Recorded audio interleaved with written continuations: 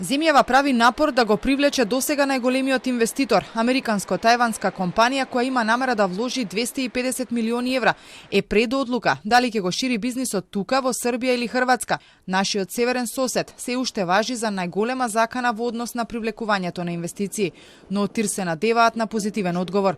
Велат дека паралелно се преговара и со уште неколку фирми. Регионот во моментов бил поинтересен за правење бизнис откако Кина како пазар стана понестабилна поради честите измени во мерките за справување со пандемијата. Ќе работиме до крајот на годината, бидејќи целта е некаде, односно најавите од компанијата се некаде до крајот на оваа година да има конечна одлука за тоа. Дали ќе се избере прво регионот во однос на Кина, а доколку се избере регионот, дали ќе биде Северна Македонија, Србија или Хрватска.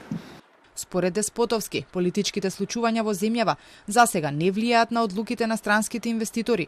Оние пак кои веќе работат тука се уште добро се справувале со високите цени на енергенсите, но она што загрижува е дека за брзо време компаниите нема да можат да го најдат потребниот кадар за работа. Дали има доволно работна сила? Се уште има.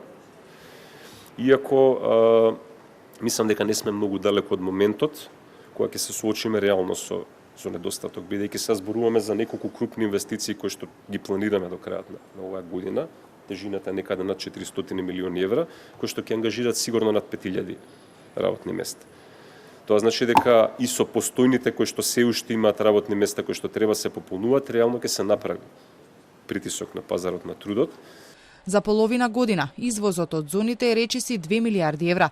За 6 месеци влегле околу 240 милиони евра странски инвестиции, а отворени се околу 1000 нови работни места.